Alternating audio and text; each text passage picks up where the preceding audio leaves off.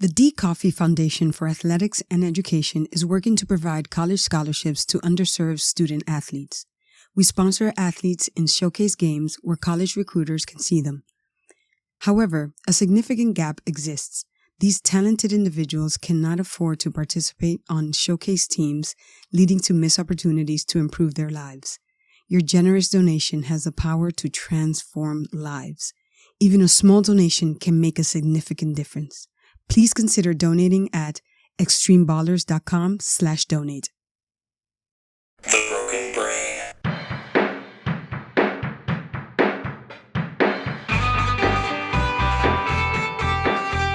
Recording in progress. Hello, everybody out there in the world. That's right, everyone in the world is tuning into this one. No pressure to my guest, but, make it good for everybody. That'd be, boy, if we knew that recording, how would that affect how we talked? Oh,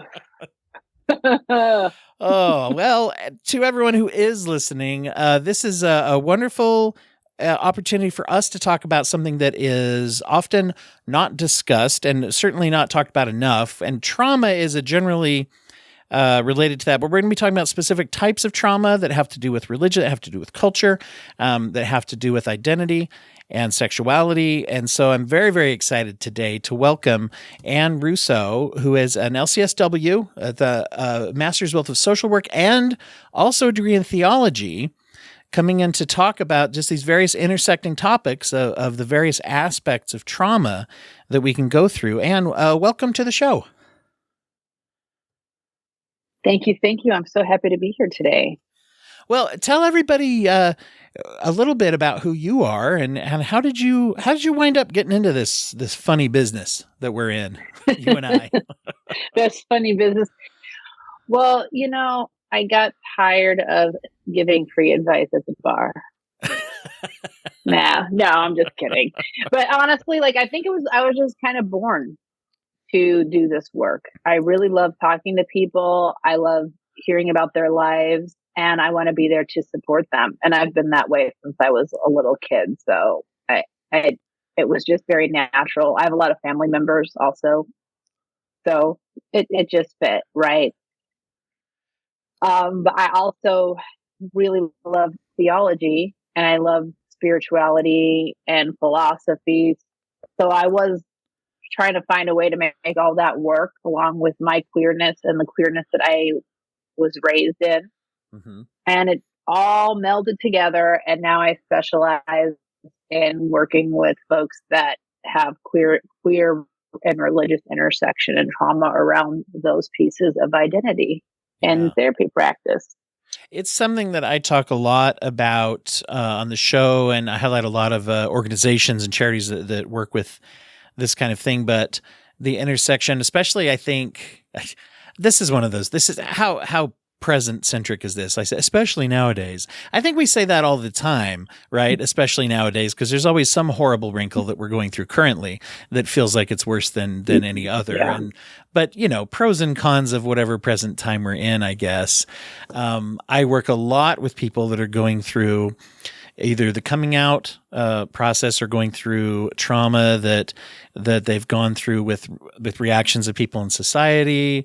I practice in a very religious area where there is a lot of both.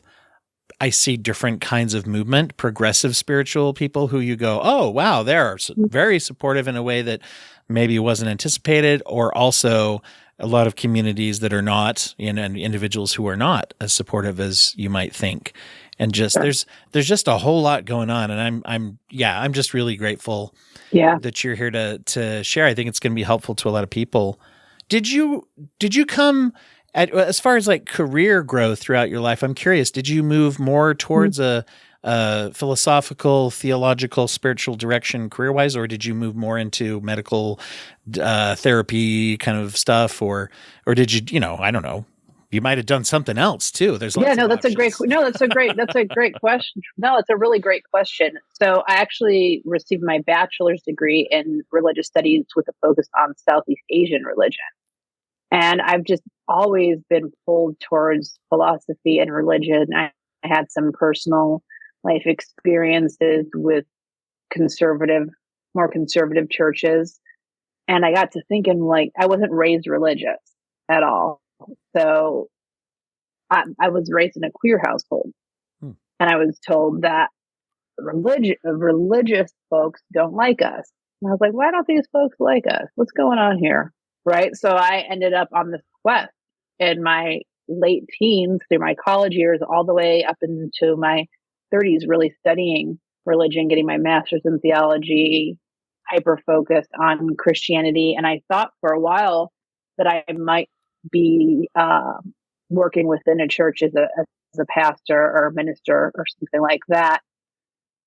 But it turns out that I'm not religious enough for that per se. So I still have that passion, that depth of desire to talk about and learn about, right? So it seemed like the natural progression was then to work as a therapist. Mm-hmm. Yeah, there is such an intersection of kind of the self-growth that you look for within a like philosophical or spiritual pursuit, and then again within like the counseling perspective too. It's interesting how they all do run into each other. Do you have a feel for this? This is a total philosophy question here, but I hear a lot of people talk about the difference of being a religious person, versus being a spiritual person. And people say it as if we know what both of them mean and what the distinctness is. But I often find that those are vague definitions too. I'm curious about your thoughts as you clarified that. What do you think about that? I love this. Oh my gosh, totally. So my view of it, and of course, my view.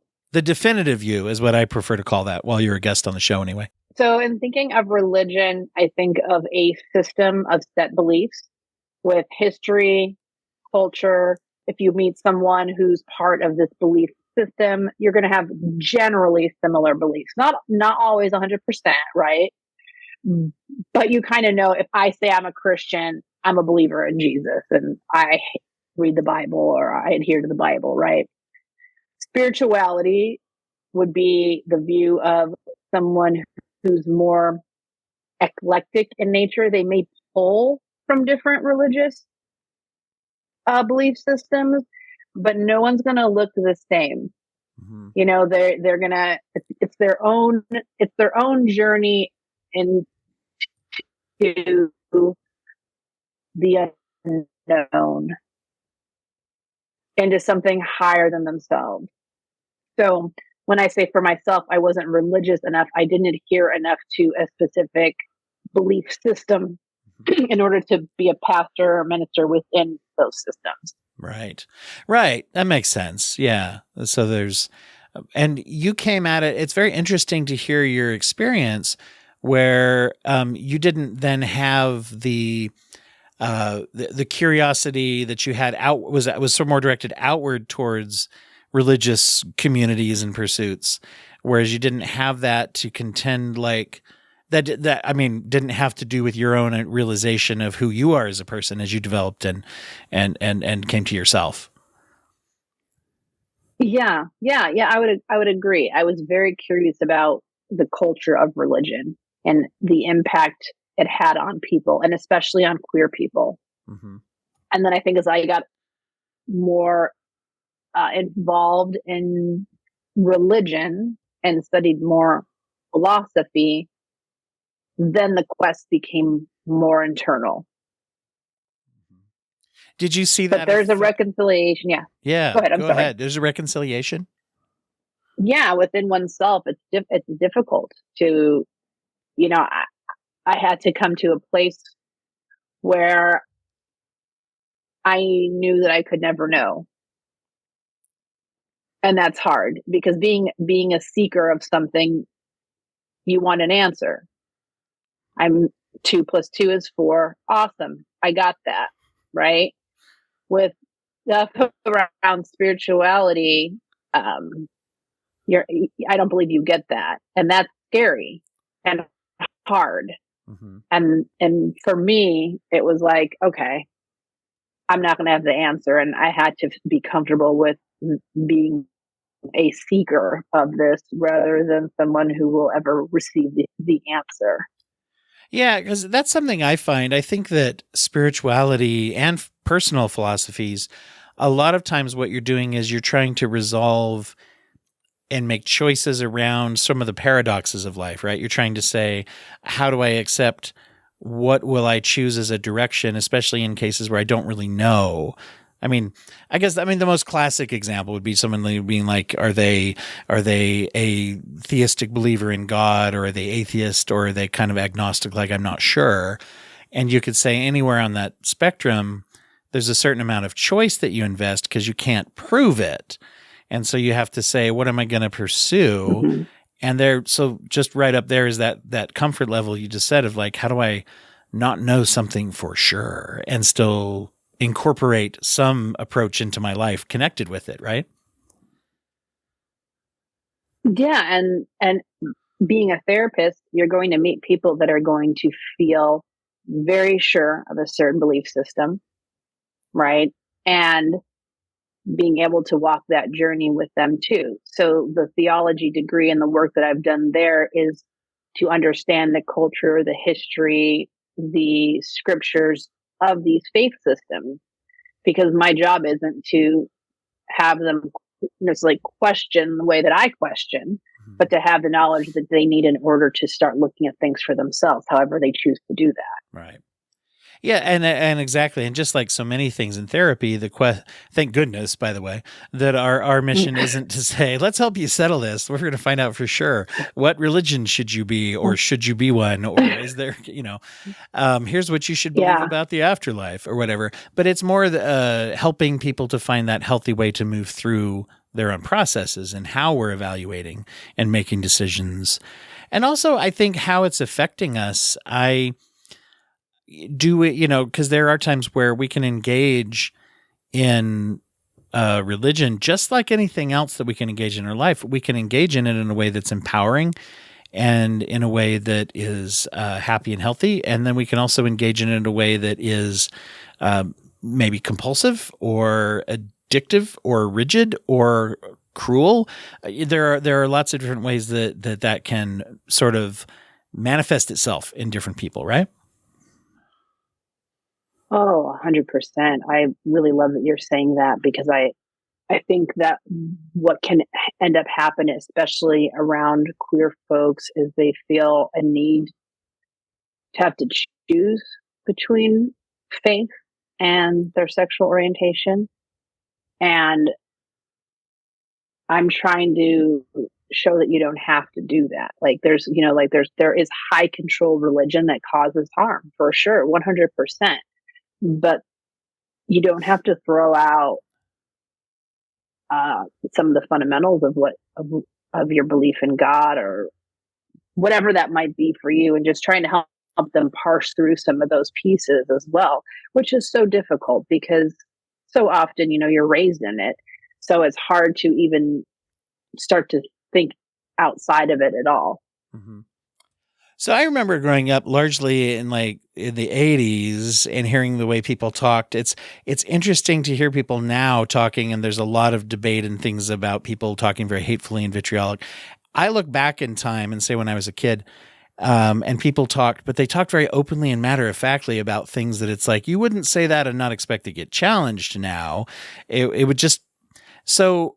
And yet, I don't know, you see a lot of things that persist and a lot of things that change, but I remember there being a lot of talk when I was younger about gay people and church people, let's say, as if those are two different groups of people. Right? Yes, 100%. 100%. And maybe we could talk a little more about why that's not the case, but I feel like maybe people understand a little more now that we're not talking about distinct groups of people. Here's religious people and here's, and by the way, in the 80s, we only said, right, there was only gay. There wasn't, no, it wasn't commonly used to actually understand all the different meanings of what people talk about now, of all the different orientations and identities people have. Absolutely. The 80s, well, it's the 80s that got me where I am today because my parent is gay and came out in the 80s. I knew at home it wasn't bad. Like I saw loving, happy, healthy people. But outside of that, if you're watching Donahue or Geraldo, those great, 80s talk shows, it's like the homosexuals against the Christians, and you can't be this, and you can't be someone who's a Christian if you're a gay person, or homosexual is the term they like to use a lot. And let's be honest, most of homosexuality, and there's that big movement. Yes, and most of the time they're remaining gay men when they say. I mean, that was basically right. It wasn't even addressing the issues of lesbian women or of transgendered individuals, or that anybody else really was not even being appreciated on a national stage. Absolutely, and I think that probably had a lot to do with the AIDS crisis at the time and how the impact that it had on the gay male population. And that really gave a lot of fuel to the fire for the Christian groups that could now say that being gay is intrinsically wrong. And here's why. And this is God's punishment. And look at what happens if you're gay. And it really created such fear in people. It persists today, even with people that I talk to now, that being Christian and being gay, not only can it not exist together, but being gay, you're literally the antithesis of everything that it means to be Christian. So if I turn gay, based on that perspective, now I'm going to have a substance abuse problem. I'm going to become promiscuous. I'm never going to find a loving relationship. I'm going to have an STI. I'm going to be poor. I'm going to be mentally unwell. So they're not able to see that it's not the orientation, it's the rejection of the person within these communities, oftentimes that they grew up with in their families. Yes, we don't look at that societal rejection. Sometimes they don't factor it in. People don't factor that in when they say, "Oh, well, if when you're seeing people going through that now." There was a couple different thoughts in my head of where I want to go with that. I'm curious, what are you seeing like evolutionarily in society now when you work with clients? As far as, are you seeing more people who kind of are able to have a more progressive Christianity, I would call it? I would also say, actually, maybe I want to say this first, actually, because a lot of times I also see people who are Christian, who are more progressive, that they almost feel nervous to tell people that they're Christian because they know what they think that means. Oh my gosh, 100%. I could not agree with you more. I think that we're at a very interesting crossroads with these two identities, and I do consider them identities. A Christian person, I've had so many Christians, making me laugh, because I've had so many Christian people who tell me some kind of story to let me know that they're okay with gay people. Mm-hmm. They might be like, oh, like it's like they casually work something into a conversation that's totally not casual at all, because they want to be understood, that they're accepting. So that's real. I mean, what you're talking about is real, and I feel for those folks as well. So to answer your question around, am I seeing a shift? 100%. 100%. I remember back in the 90s when I was in high school and, we had the Gay Pride Parade, and you really wouldn't see any churches marching in the parade here in Long Beach, California, where I was at the time.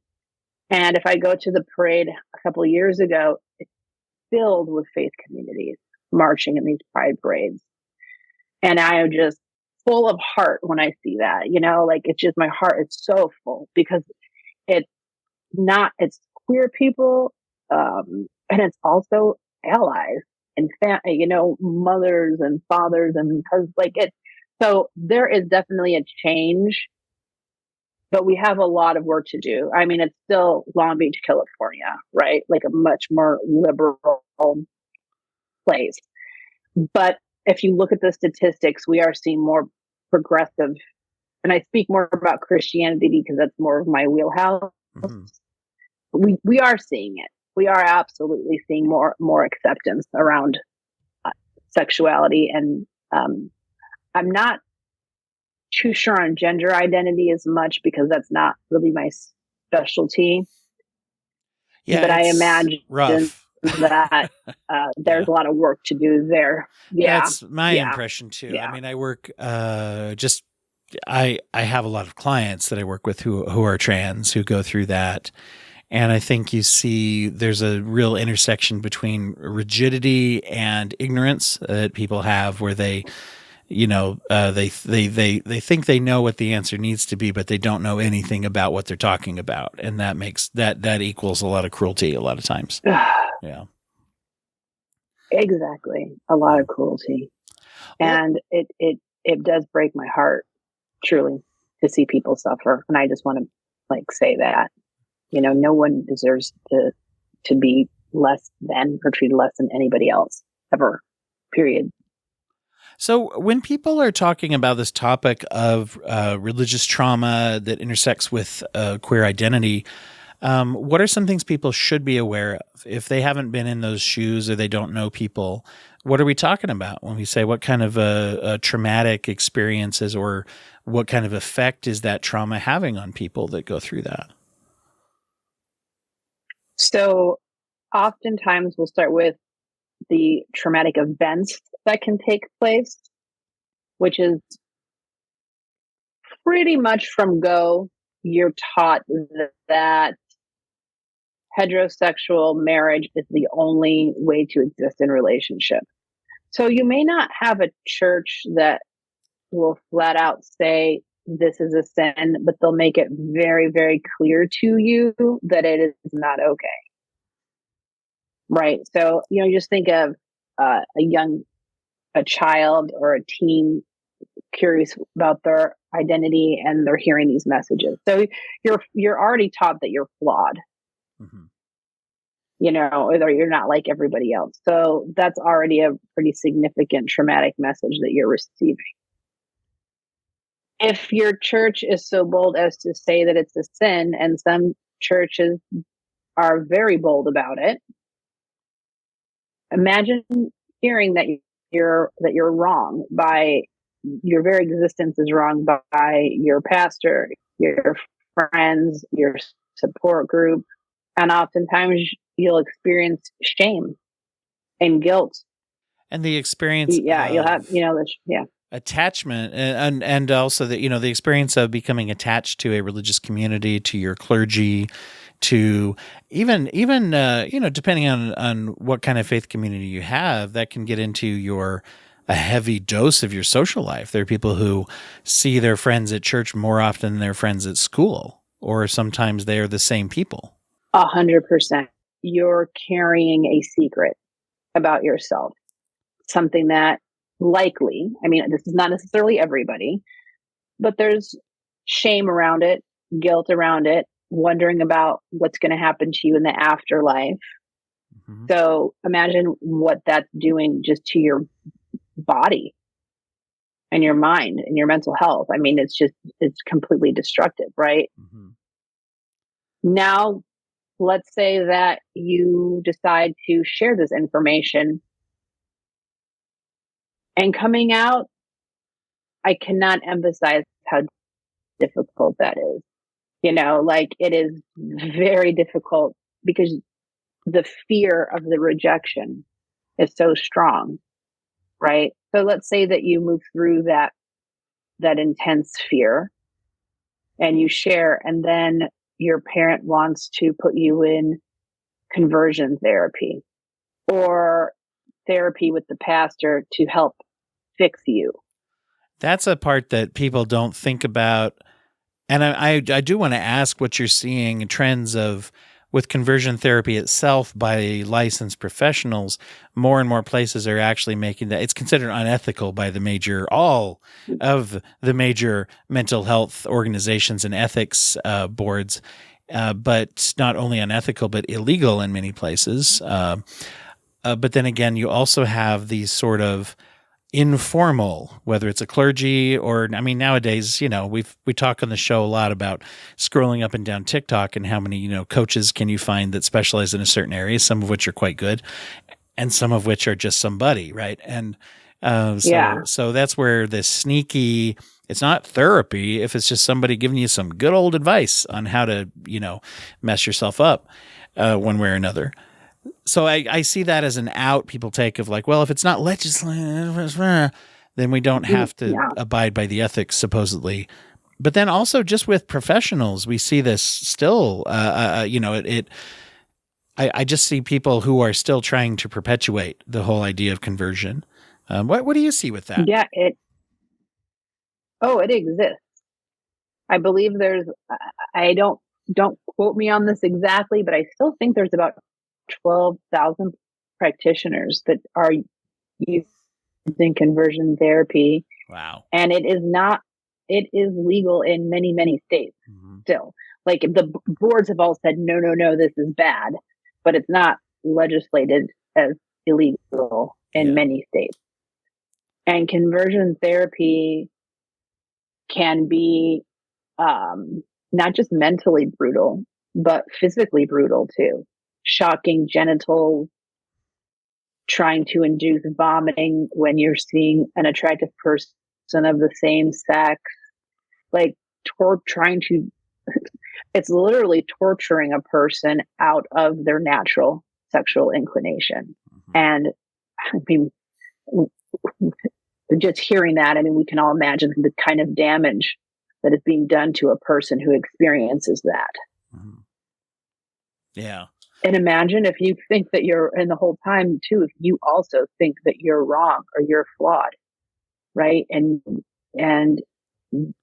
there might be parts of you that welcome even this type of torture because you're trying to be saved and that's what you're told. So, I mean, imagine just what's going on within you. You can't change. You're not able to change. And just the psychological torture in your own, internalized homophobia that goes on at that point. And then add on to that the fact that it doesn't work. And so therefore, it doesn't work. If it doesn't work now, how am I feeling that I'm not good enough to even if I'm going through this and I believe that it's how I am is sinful, that's damaging. And then on top of that damaging is that I'm using big air quotes here so that it'll get through the microphone.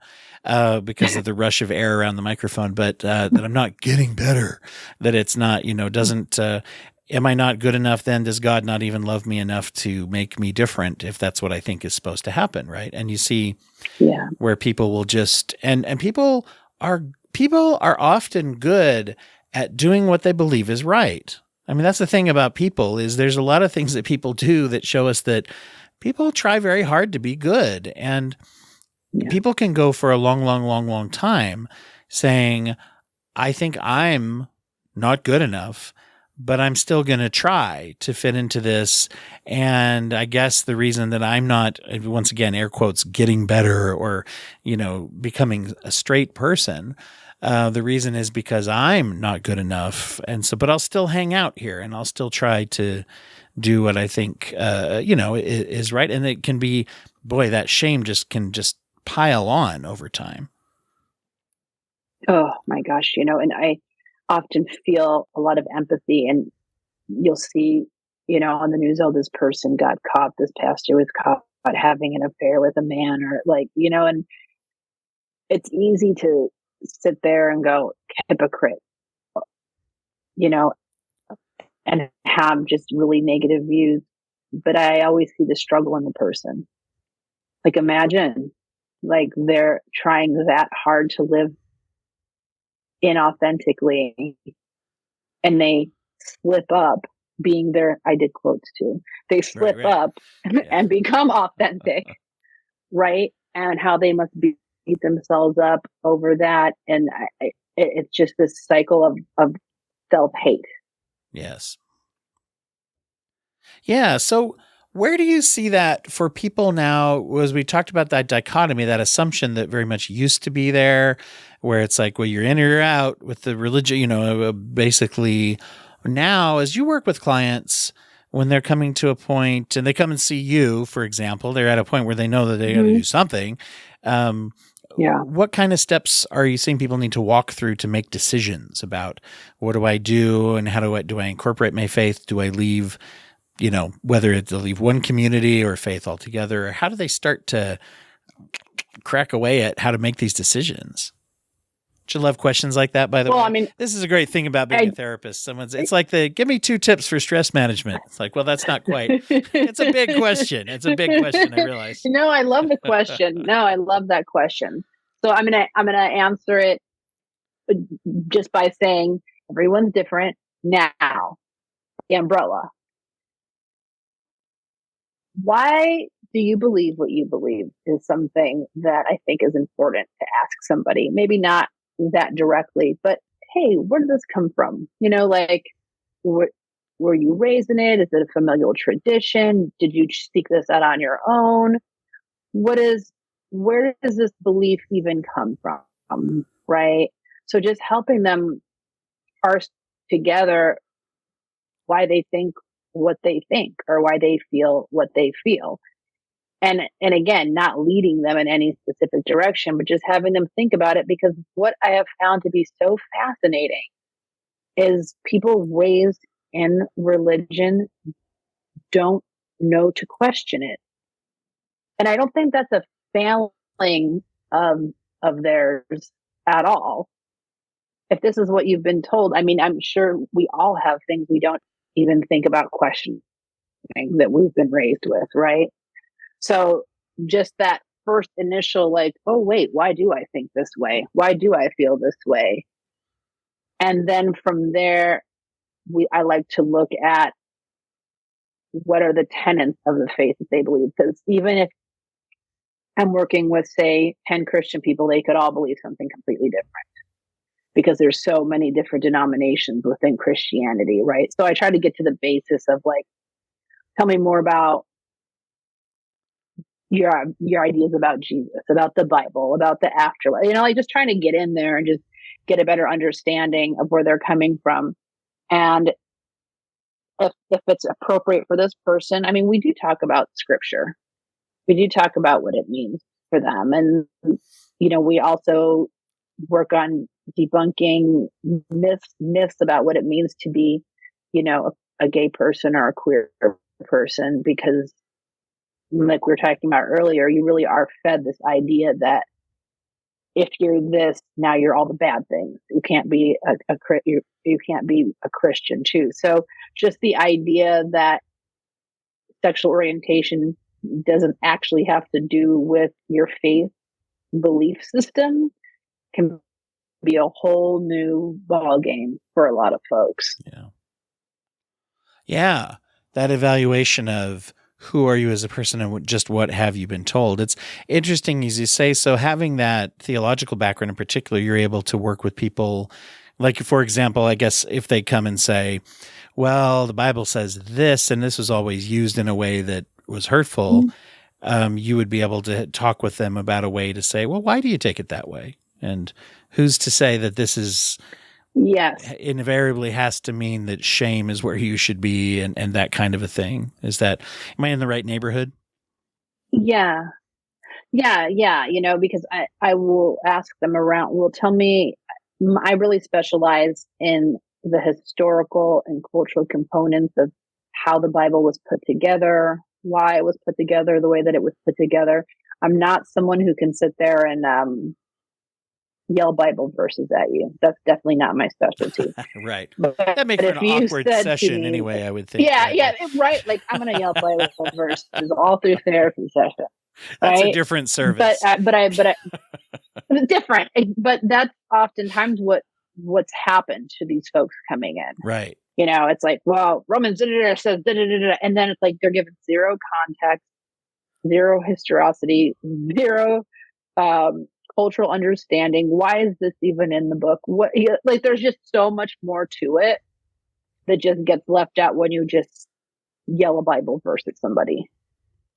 Well, and it's one of those things where I think that there's pros and cons. One of the things that a religious structure can offer is it offers a list. There's a list over here of things that I can look at and say, how am I doing? Can I check in on this list of do's and don'ts or guides and guidelines and things? And here's the pro. The pro is it's like I get some structure and framework of how to. The downside is the con can be that I don't ever really use that muscle, that philosophical mental muscle of asking myself, why am I doing that? Do I really believe this list is what my list? Is this my list or a list that someone gave me? And then you've got the flip side, whereas if I just don't have that structure at all, the pro is that I have to develop, my philosophy about life. And of course, then the con is there's not a lot of you have to develop your philosophy about life. Well, you're right. Is that you have to do that, right? Yeah. And so I always think, trying to bring in some of the pros and cons of both sides, kind of. So if someone's like, well, I do have this structure in religion and I like it, they still should go through the process of deciding, even if it lines up really in the end, you ought to go through that process. And, the other way around too, is if I don't have, I should, it's okay to pull from around me and see what do other people kind of do. And I think that we are not taught to challenge ourselves, as you put it in terms of questioning, right? We're all thought, well, whatever. Usually we hear something growing up and we either accept it or reject it. Either one. I get rebellious or I get conforming, right? And so, but it's a little more rare that we actually go, well, let me actually try to figure this out. And so I love that you're doing that in that work with people, is you're kind of saying like, well, let's get into, why do you believe that? Oh, well, so-and-so threw this Bible verse at me. Well, where does that actually come from? And what do you believe about it? Because that's more important than, well, it says this and that we think means this or something, right? I don't know if that's a kind of vague. But it's true. It's looking a little deeper, and also what's the message that we're trying to understand. I mean, when you're looking at a book that's been put together as complicated and complex as the Bible, I mean, there would be tens of thousands, and there are tens of thousands of denominations based on this one book, many thinking different things. So it is complex. So to lean into one verse somewhere in this book and determine that now you're destined for hell is pretty tough. So what I try to help my clients with is what are we understanding this whole message of this book to be? Because I think of the Bible as people's attempt to understand God more than I think of God telling people who God is. That's an interesting distinction. Yeah. Can you say a little more about why that's important? I like it, but I want to, hear a little more of your thought. Well, I believe, and I know not everybody believes this, and that's fine, that as humans tried to understand all the existential questions, why am I here? What am I supposed to do here? How do I treat people? What does all this mean? They're writing, they're passing stories, they're sharing, they're trying to figure out what this whole existence thing is. And it would make sense because, there are parts of our brains that are wired for spirituality, for the unknown, for the otherworldly, right? So it makes sense to me that humans are trying to seek understanding.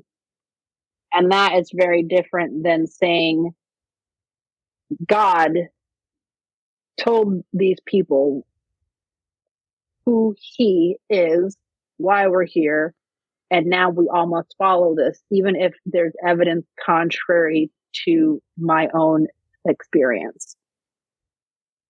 I feel like we try to force, and when we look at something with scripture that's so strict, we try to force things that don't fit into this scripture.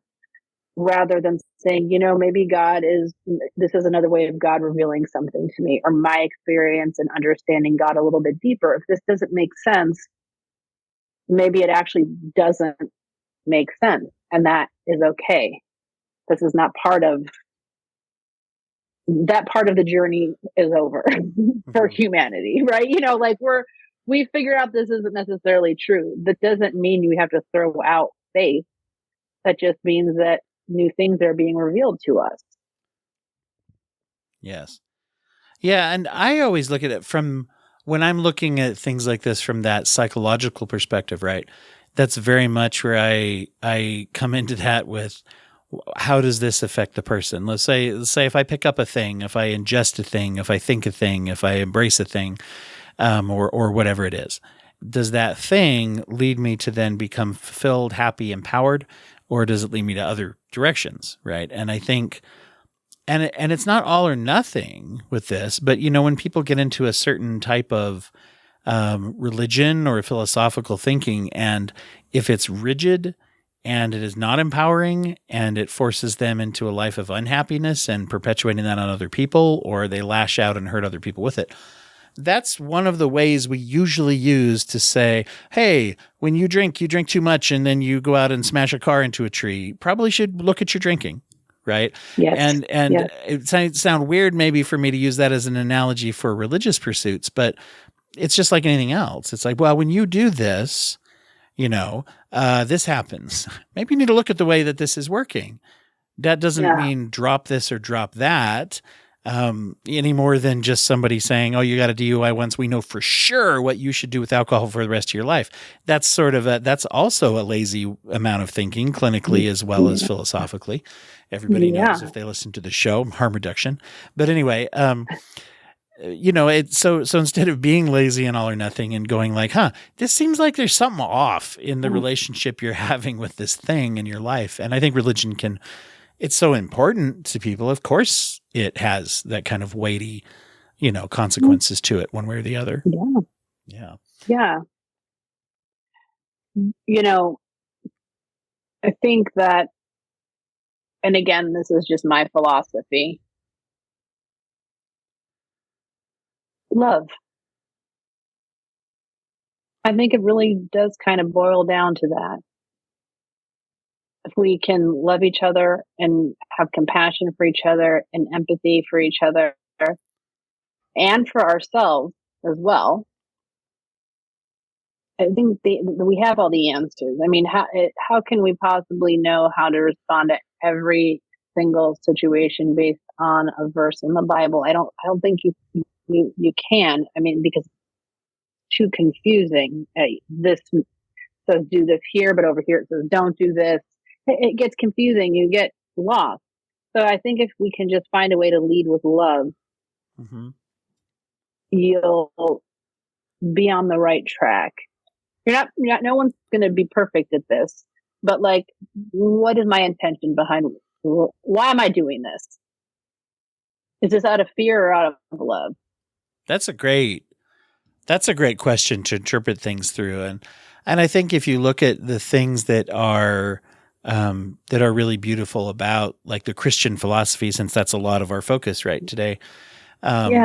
It kind of the core part of that I always think is like the idea and the feeling and belief in a person who would say, oh, I'm over here with these people that no one wants me to be with. Oh, if I see someone who's struggling, I should go over there, because isn't that right, in that Christian perspective, isn't that, what Jesus would do, is go over there with those people that no one wants to sit with and sit with them, and to be like, that's the core of the message that I think is so powerful. And that really does revolve around love and inclusion rather than hate or cruelty or exclusion, right, from people. I also 100%. this totally people can take this however they want, but I think that one of the interesting things about the New Testament stories is the ones who seemed, we traditionally would think of Jesus as a pretty kind person. I don't think that's too controversial to say, but the only people in those stories that he really got mad at were people who were using religious authority in order to make other people feel bad or be manipulated. if you think about it, the people he was angry with, that he said nasty things about, were people who were at the time in charge of the religious stuff. And so if people are like, oh, I consider myself to be a religious person and I'm invested in my religious system, I think that isn't that the warning, is to don't be like that? You know what I mean? Isn't that ironic? No, it's absolutely. I mean, it's ironic how sometimes that gets lost, because I don't think I don't believe it's an intentional harm. I really don't. For most of us, I don't believe people are intentionally trying to harm people. And I think if we could just ask that question, am I doing this out of fear or am I doing this out of love? That should align with Jesus, who is supposed to be, right, the leader of the faith. And I think you're absolutely right that generally speaking, a lot of people, like when I was saying, we try to do what we think is right, and that can be difficult then to sort that out. And if I really believe that this is something that's going to hurt my kid forever, it's like I'm going to act different than if I don't think that. And if and I would put it in terms of if I understand that it won't, if I understand that it's not. And I know that's there are just certain beliefs that people hold that are very, very hard if they really believe that sexual orientation is either an action of some kind, it's a sin or a good thing, depending on how you feel. Then that's very, very hard to then make decisions that are supportive and loving. As if you're able to have that ability to accept that, oh, this isn't that. If you know what I'm saying? Basically, people are just basically making 100%. Decisions off of a very rigid system sometimes. Yeah, and I do agree that sometimes people may think they're acting in love, but they're causing harm. I mean, 100%. But I think that it goes back to the examination of why we believe what we believe. And that's hard work, so I get it. Yeah. Well, I'm not one to chastise or, and even as a parent, what do I do here? I don't think they're coming from an evil place.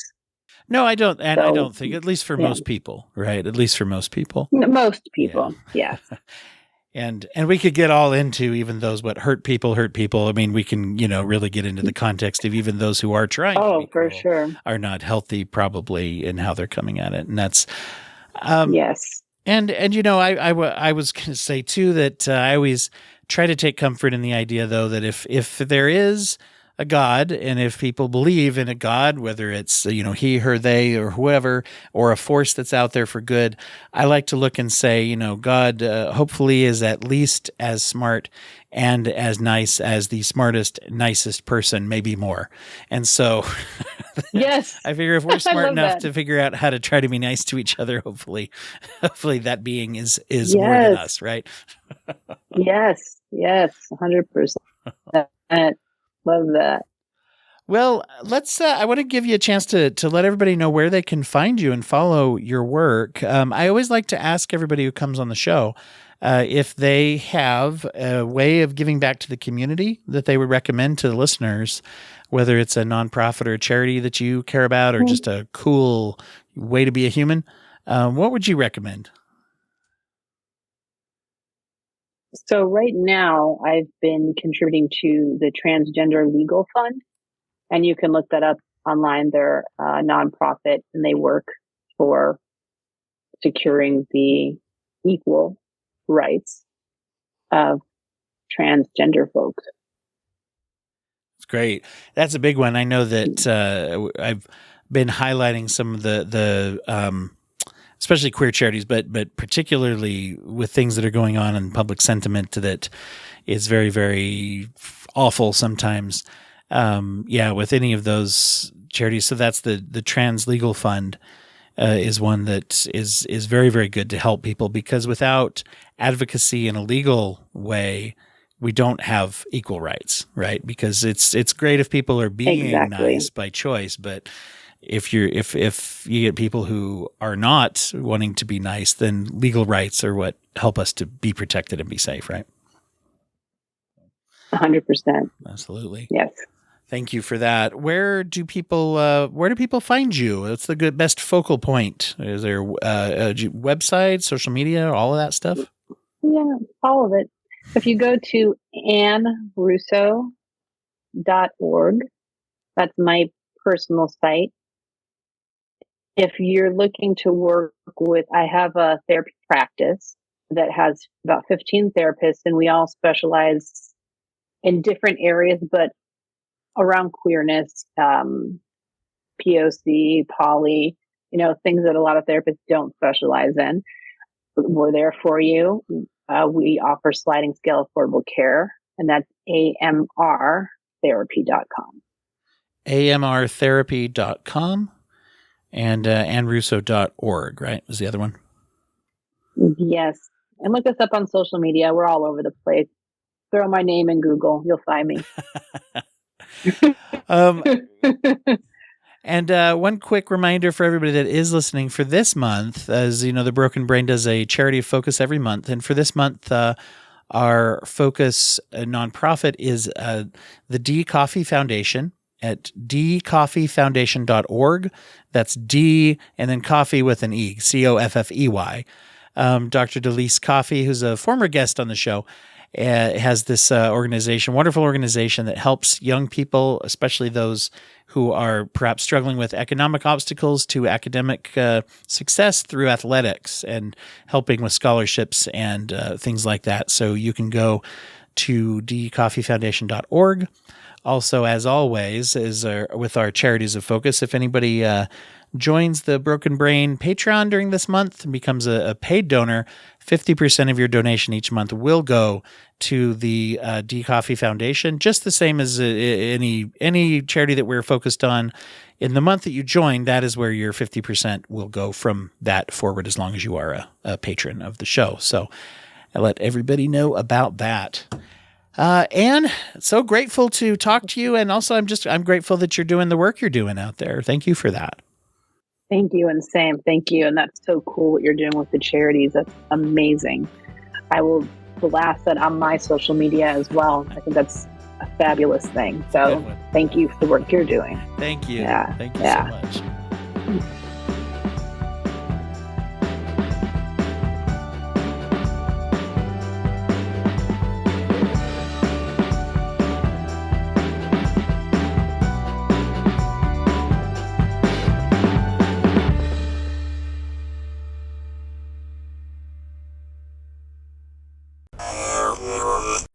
Thank you for listening to the Court Arts Podcast Network. To listen to more Court Arts shows, visit courtemparts.com.